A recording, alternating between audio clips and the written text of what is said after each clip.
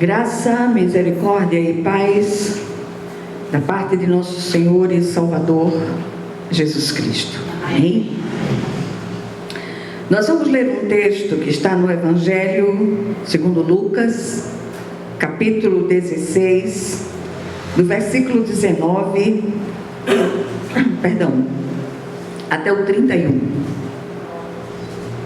Lucas 16, de 19 a 31, diz assim a palavra do Senhor: Ora, havia certo homem rico que se vestia de púrpura e de linho finíssimo e que todos os dias se regalava esplendidamente. Havia também certo mendigo chamado Lázaro, coberto de chagas, que jazia à porta daquele e desejava alimentar-se das migalhas que caíam da mesa do rico. E até os cães vinham lamber-lhe as úlceras. Aconteceu morrer o mendigo e ser levado pelos anjos para o seio de Abraão. Morreu também o rico e foi sepultado. No inferno, estando em tormentos, levantou os olhos e viu ao longe a Abraão e Lázaro no seu seio. Então, clamando, disse: Pai Abraão, tem misericórdia de mim, e manda Lázaro que molhe em água a ponta do dedo e me refresque a língua, porque estou atormentado nesta chama. Disse, porém, Abraão: Filho, lembra-te que recebeste os teus bens em tua vida, e Lázaro igualmente os males. Agora, porém, aqui ele está consolado, tu em tormentos. E além de tudo está posto um grande abismo entre nós e vós, de sorte que os que querem passar daqui para vós outros não podem, nem os de lá passar para nós. Então replicou: Pai, eu te imploro que o mandes à minha casa paterna, porque tenho 5 irmãos, para que lhes dê testemunho, a fim de não virem também para este lugar de tormento. Respondeu Abraão: Eles têm Moisés e os profetas, ouçam-nos. Mas ele insistiu: Não, pai Abraão, se alguém dentre os mortos for ter com eles, arrepender-se-ão. Abraão, porém, lhe respondeu: Se não ouvem a Moisés e aos profetas, tampouco se deixarão persuadir, ainda que ressuscite alguém dentre os mortos. Amém? Vamos orar. Senhor nosso Deus e nosso Pai Celestial, clamamos a Ti, Senhor, confiados no poder que há no sangue de Jesus.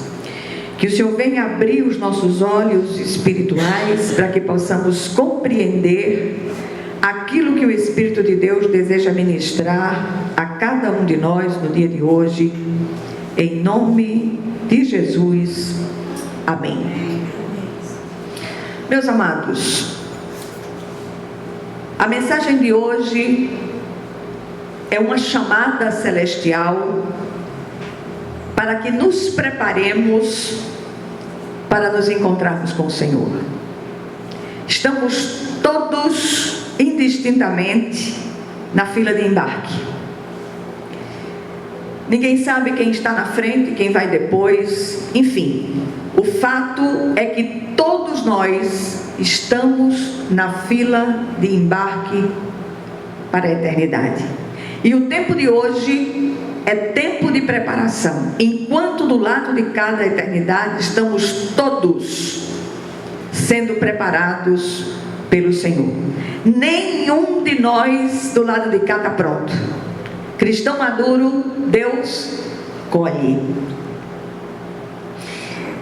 E eu queria levá-los a pensar na realidade da vida após a morte e a valorizar a oportunidade única que temos nesta vida de receber Jesus Cristo como Senhor e Salvador, aquele que é o único que pode nos livrar da ira vindoura. Eu li essa semana um poema ou um verso de um poema de uma poetisa chamada Cora Coralina. Não sei se vocês já ouviram falar, é bem conhecida, já bem idosa, não sei se ela ainda está viva, mas o verso do poema dizia o seguinte: estamos todos entardecendo, todos, indistintamente, que nos preparemos. Estamos vivendo um tempo de preparação. Repito, se nós parássemos agora para ouvi-los, certamente as agonias que todos têm passado são muitas. Não há um só de nós que não esteja fazendo uma travessia difícil, dolorosa. Uns mais, outros menos.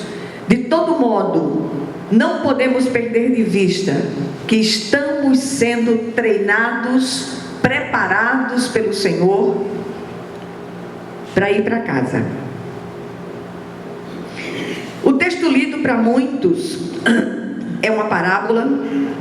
No entanto, nós descobrimos aqui que um dos personagens da história de Jesus era um conhecido mendigo chamado Lázaro. E entendemos aqui que o Senhor Jesus Cristo deseja abrir um pouco da cortina para o mundo espiritual, para que conheçamos, ainda que superficialmente, o que há do lado de lá.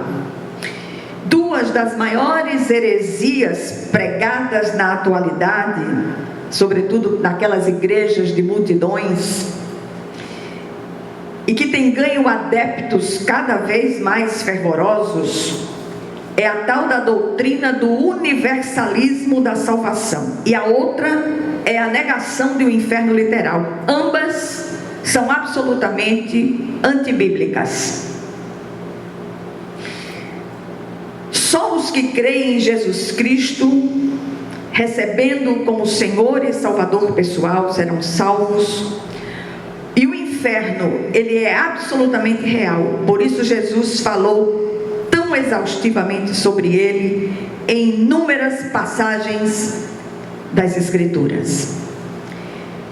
E mais uma vez eu quero lembrá-los que se há um fiscal da nossa própria vida, esse fiscal somos nós. A nenhum de nós foi dada autoridade para fiscalizar a vida do outro. Não existe fiscal da fazenda celestial. E a gente tem visto muito as pessoas acusando umas às outras, acusando isso, aquilo outro. Não, pega esse dedinho que você tem estendido e vira ele na sua direção. Que nós possamos buscar o Senhor em espírito e em verdade, exaustivamente, dizer: Senhor, se há algum caminho mau em mim, certamente o há, que o Senhor possa me livrar desse caminho e me conduzir ao caminho eterno, que se chama Jesus Cristo, o único e suficiente Salvador. As pessoas vivem se preocupando hoje com quem casar, onde trabalhar, que concurso fazer, como investir o dinheiro, onde morar, onde passar as férias. Na verdade, a lista das preocupações é gigantesca. Mas o que mais me chama a atenção é o fato de que todas as preocupações são voltadas para a vida na terra, como se ela jamais acabasse. Contudo, poucos são os que se preocupam verdadeiramente onde passarão a eternidade. Só há dois lugares: céu ou inferno. Durante a nossa vida terrena, carregamos uma só certeza: um dia deixaremos a nossa habitação terrena, o nosso corpo físico, e nos encontraremos com o Senhor. O profeta Amós, no capítulo 4, versículo 12, ele diz: prepara-te, ó Israel, para te encontrares com teu Deus. Será que temos verdadeiramente nos preparado para esse encontro glorioso? E mais uma vez eu quero insistir: onde verdadeiramente passaremos a eternidade. Tudo que você tem conquistado em termos materiais vai ficar aqui. Nada será levado. Essa partida ela é absolutamente democrática. Independe de sexo, raça, idade, condição financeira ou social, grau de instrução ou credo religioso. A realidade é que todos, indistintamente, um dia partiremos desta terra. O que aconteceria se hoje o megafone do céu chamasse seu nome?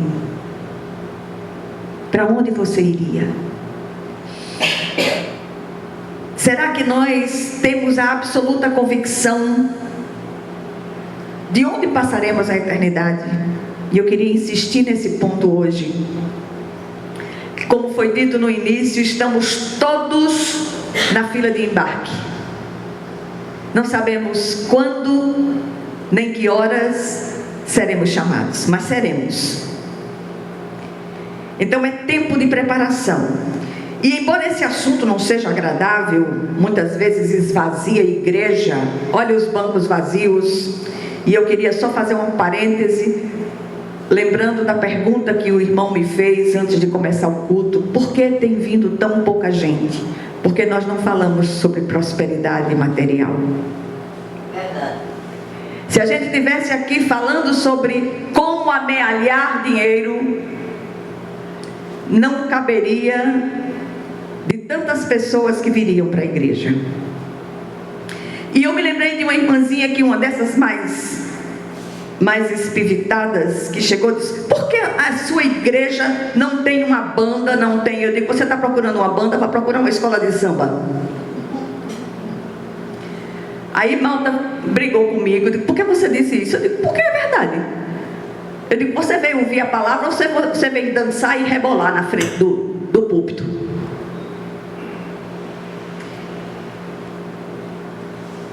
A história de Jesus acerca desse mendigo e de Lázaro, do rico e desse mendigo Lázaro, parabólico ou não, nos ajuda a ter uma ideia dessa realidade. Aliás, o nome Lázaro significa Deus ajuda.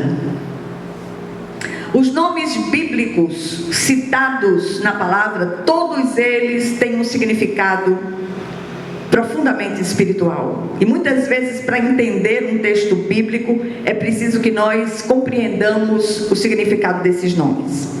O texto lido nos aponta 3 verdades sobre essa realidade. Primeiro, mais cedo ou mais tarde partiremos desta terra. E isso é absolutamente democrático. Não tem essa de dizer: não, eu não vou agora não, Senhor, mais tarde eu vou. Você vai na hora que você for chamado. E ponto. Não tem o que dizer, não tem o que fazer, não tem o que adiar. Quando Jesus chama, só tem uma atitude: seguir. Ou para a salvação eterna, ou para a vida eterna. Ou para a vergonha eterna. A realidade da morte alcançará a todos, ricos ou pobres, indistintamente. Resta saber se estamos prontos para essa viagem sem volta. O rico da história se vestia de púrpura de linho finíssimo e todos os dias se regalava esplendidamente. Desfrutava de tudo que a riqueza podia oferecer e, por certo, achava que o dia de sua partida não chegaria nunca. Ele era míope espiritualmente, como muitos no nosso tempo. Já o mendigo Lázaro, além de coberto de chagas, desejava alimentar-se das migalhas do rico, mas do ponto de vista espiritual nos parece que tinha um posicionamento diferente, como seu próprio nome sugere: Deus ajuda. Quantas pessoas que nós conhecemos que se identificam com esses 2 personagens? A Bíblia diz que somos forasteiros e peregrinos em terra alheia. Ela fala isso por meio do apóstolo Pedro. Estamos no mundo, mas não mais pertencemos a ele. Aguardamos o dia glorioso em que nos encontraremos com o Senhor, seja através da morte física ou através do arrebatamento da igreja, que cremos ser iminente. De uma maneira ou de outra, precisamos estar preparados, e esta preparação passa por uma escolha pessoal que precisa ser feita no tempo que se chama hoje. Se tivermos ouvidos espirituais para ouvir esta palavra, certamente caminharemos na direção do Cristo, único capaz de nos livrar da ira vindoura. A segunda verdade trazida pelo texto: partir sem Cristo representa tormento eterno. Não sei de que maneira o homem rico via do inferno Lázaro ao longe sendo consolado no paraíso. Contudo, também ninguém poderia amenizar aquele tormento. O inferno é real, é um lugar de tormento eterno, é o lugar da eterna separação da presença favorável de Deus. É um lugar de onde é visto o que jamais se experimentará. É lugar de condenação irrevogável. Lá, os únicos atributos do Senhor experimentados são a ira e a justiça de Deus. Talvez você tenha vindo aqui hoje esperando outra palavra, mas é isso que o Senhor tem trazido aos nossos corações.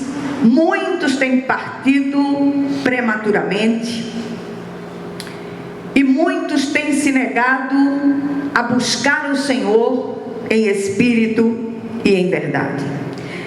Certamente aquele homem estava se lembrando das oportunidades perdidas, de todas as palavras rejeitadas por ele. No entanto, a palavra nos revela que os que passam a eternidade com o Senhor não têm memória das coisas passadas, aquelas que trouxeram tristeza ao coração. Em Isaías 65:17 diz: pois eis que crio novos céus e nova terra, e não haverá lembrança das coisas passadas, jamais haverá memória delas. Infelizmente, muitos hoje, ao ouvirem falar do Cristo, rejeitam, dizendo coisas do tipo: esse negócio de ser cristão não dá para mim.